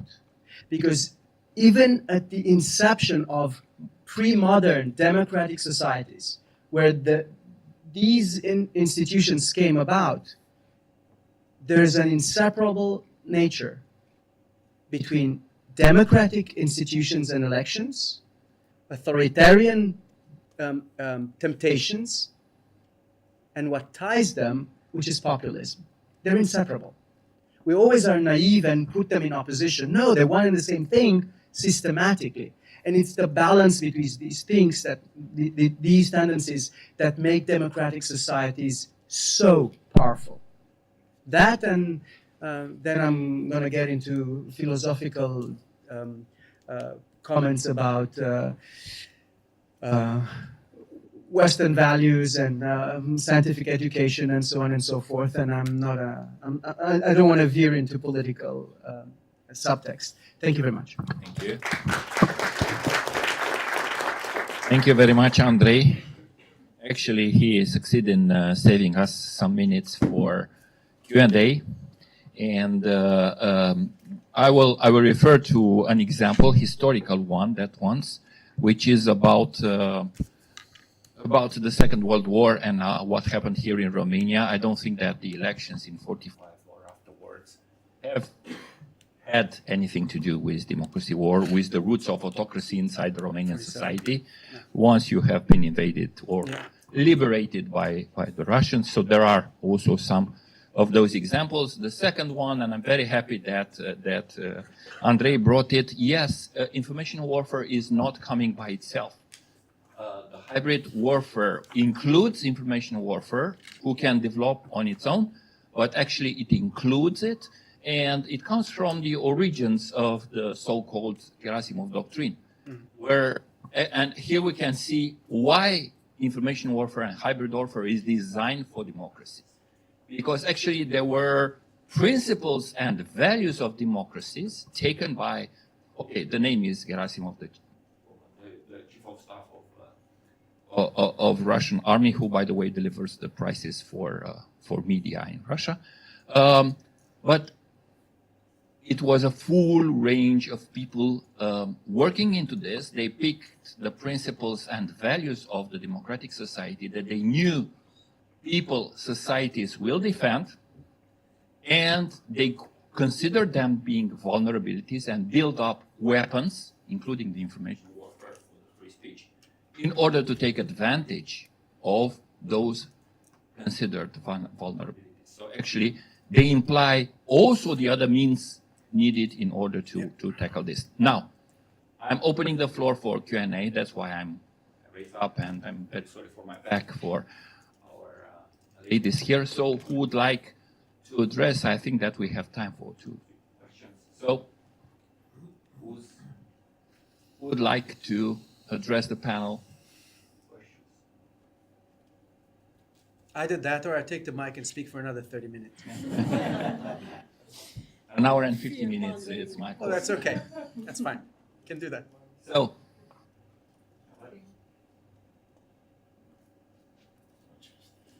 well, you have those guys here. It's not every day. So, and there are no bad questions. Who would like to take the floor? Silly answers. The brave ones, usually the girls. So, what would be of interest related information? What would you like to address? If you don't want to go that way, I will ask the question. Informational warfare, Donald Trump president. How the fight against informational warfare will look like in the next 4 years? Let me take that, because the easiest thing for a diplomat is to comment about other countries' elections, which I won't do, because again, as I said earlier, we're all electing our own leaders. Now, to quote a famous Republican secretary, there are no unknowns and unknown unknowns. Exactly. From what we hear and from what we see, the incoming administration will be more predictable than most people think. Partly because the US has prevailing interests and an ethos that is bigger than an electoral cycle, than a president, than even the dominant elites. Now, a lot of things will change, and we expect them to change.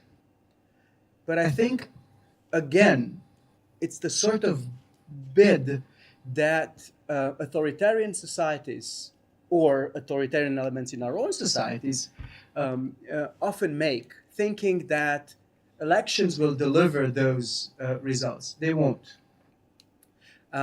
So based on that, I think that what we're already doing with our friends and allies in the US, whether in NATO or bilaterally, or with our European partners, will continue, many of them. Now, the tone will be different, some of the rhetoric will be different, and there will be, again, there will be significant changes in policy. But my bet is that 4 years down the road, when a new administration is going to come in, will be proven that the resilience of the democratic system and a sort of long-lasting national priorities that I'm talking about will be proven, at least when it comes to foreign and security policy, because that's what we're discussing here. So I think that authoritarian players are in for yet another rude awakening. And the surprise of these elections will be that the money was not well spent. That the attempts of dividing, European and American allies in NATO, American public on subjects related to Ukraine, will not deliver the results they expect. And in that sense, we're much looking forward to continue working with our colleagues on Stratcom issues, on combating disinformation, on combating foreign information manipulation and interference. And having worked with Republican administration in my prior roles, in my prior capacity, I think that this is going to be far more predictable than we would believe if we look at the social media or the media takes on the elections. Thank you. Thank you. Is somebody from the panel? Yes, I saved this for you. Okay, let's go to Greg. Wow, we're talking about foreign interference in elections. What did Macron, Starmer, and Zelensky, all of these ones say about Donald Trump?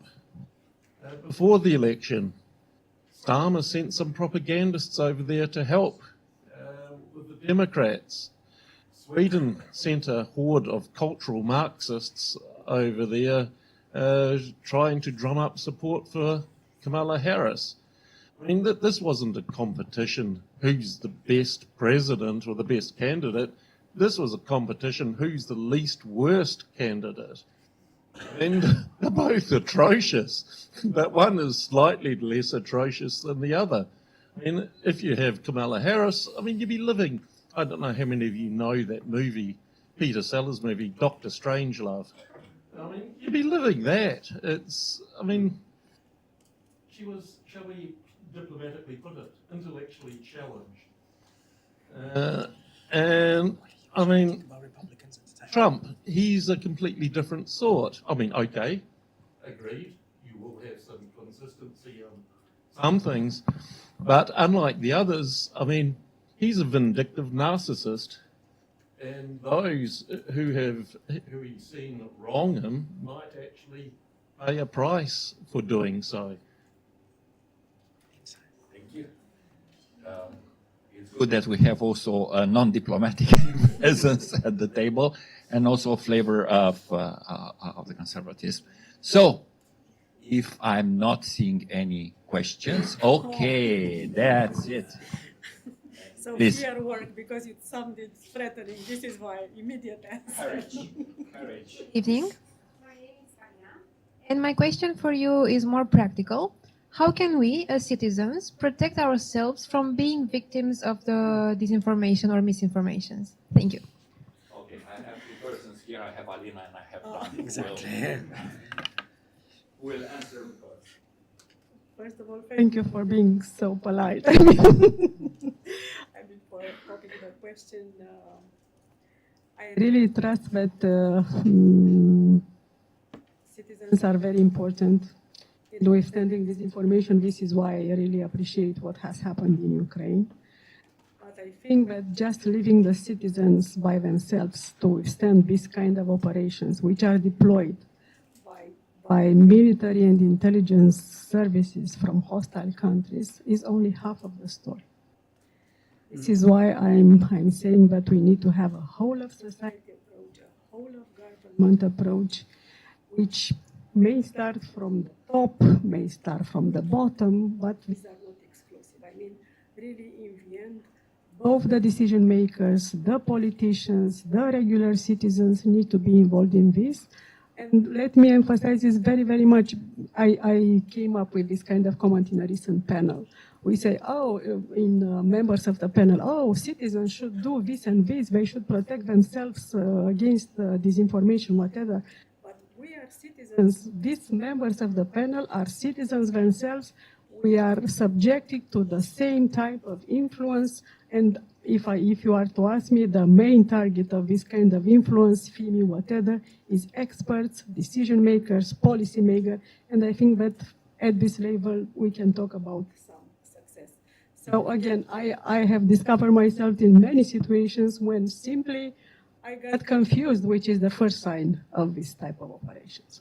Mm-hmm. But again, as an individual, what you can do, the body of research which is booming is not very encouraging because, for example, there is a famous study published in Nature which says that over-insistence on media literacy can create conspiratorial thinking, which is very counterintuitive because this is our first reflection. Let's do media literacy and let's ask people to fact check and to check the sources.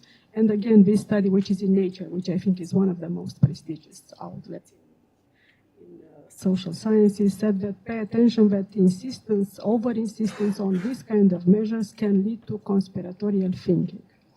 And by the way, the logo, the motto of Russia Today, do you know what it was? It was question more, which is one of the basic tenets of critical thinking. I mean, if I go to classes tomorrow and I have the critical thinking class, of course, this is the first thing that comes on my slides. So again, with the caveat that without some sort of coordination, you simply cannot leave citizens to protect themselves against hostile operations which are deployed by military and intelligence services.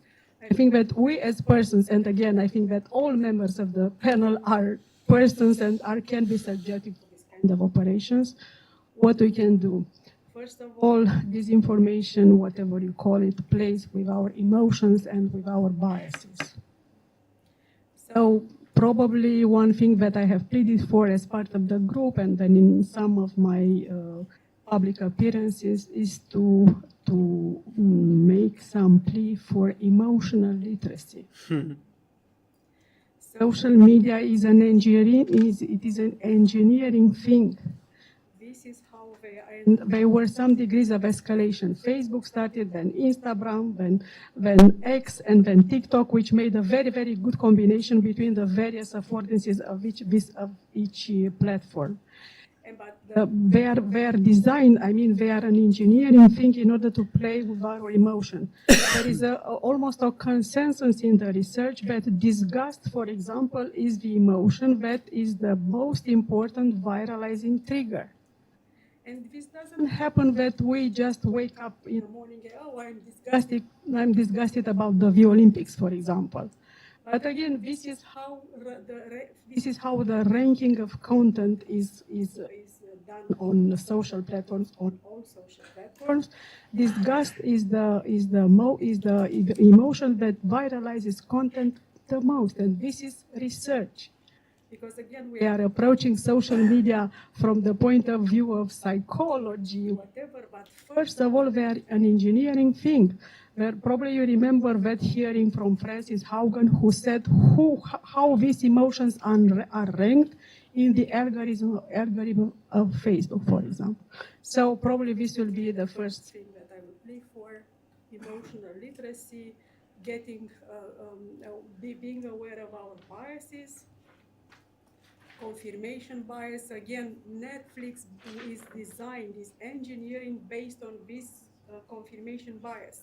I mean, after 2 movies, they know exactly what is my profile. And they start recommending things, and I become an echo chamber in Netflix. When talking about echo chamber, everybody becomes very passionate in politics, whatever.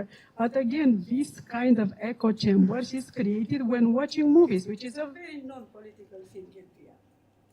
so emotional literacy, biases, awareness, and also diversification of the information diet. And by this, I do not mean to watch more information sources, but the information bias meaning to know a little bit of history, For example, to know a little bit of geography, to know a little bit of biology is great, because one of the main narratives about vaccines is that they affect our RNA.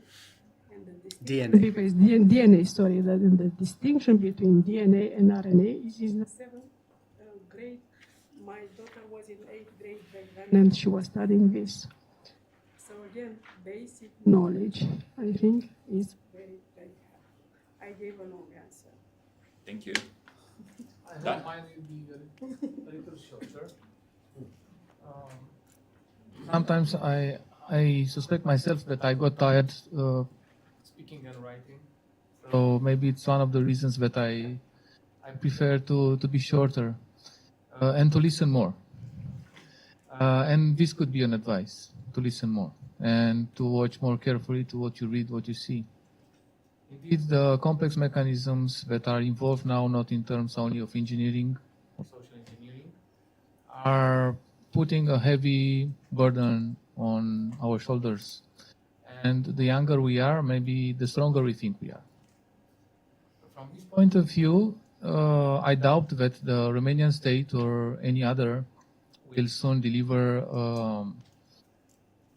bulletproof vests or helmets to protect the citizens against this kind of challenges. I truly believe that education is a strong answer, because a more educated individual, and it doesn't matter the age, he or she can face better to this kind of challenges. And I do remember 10 years ago when US tried to send a strong message on the eastern flank, NATO eastern flank, sending their troops from the Baltic Sea towards the Black Sea, with heavy armored vehicles, tanks, and so on. And they were expected to save the day. Unfortunately, it was another issue, and the propaganda tried to exploit even this, and to deliver messages like the population from the eastern flank, it's throwing with objects, not with flowers, maybe stones against these vehicles.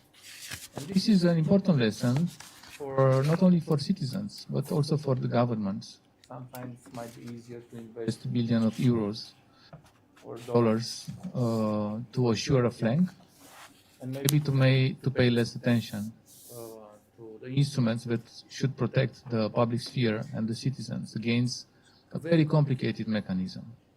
But it doesn't mean you are alone.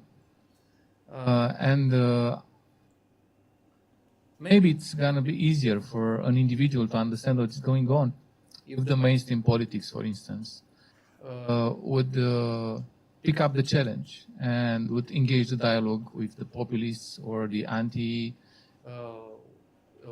values-oriented people or politicians. Because now everybody is speaking in its own chamber. So at the end, for once or 4 years or 5 years, we count who lost and who won. And it's a very dangerous game. If we agree that we are in a public agora, then we should pick up all the challenges and to explain why it's important that we are a member of European Union, or why it's good to be if we are not yet. And in this way, the individuals can understand better which are the fight we are seeing, where we are engaged now. It's a fight on values. It's not anymore, it's just written in constitution or a Bill of Rights 100 years ago. It's a matter of life and death. In Bulgaria, we had a victim of disinformation campaign because the old lady was thinking she will lose a bottle of oil because it's going to be a crisis of flour oil. And she died in that fight for oil. In Romania, we didn't have this because we engage a dialogue with the retail network and we explain to the population what was going on.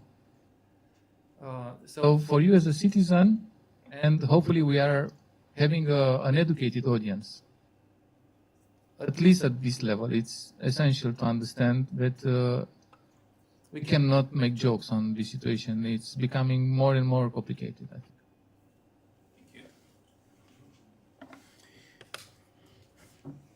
A very, very short comment. All communicators these days, whether in public sector, in the private sector, civil society or business, need to be trained in data science. Because if you do not understand the basic, qualitative and quantitative information about your audience, you will fail. In an era where the communication has moved from the rhetoric of of the second funeral ratio and Pericles directly in the agora, so where everybody listened to the politician directly. Now we'll have them not only translated, quote unquote, by the mainstream media, but increasingly more and more by social media, including our peers, but not all, because algorithms do what algorithms do, including Netflix. So what you have to do is understand your public. Now, the one lesson that we have in these 1,000 years of war and information war is that we're doing well.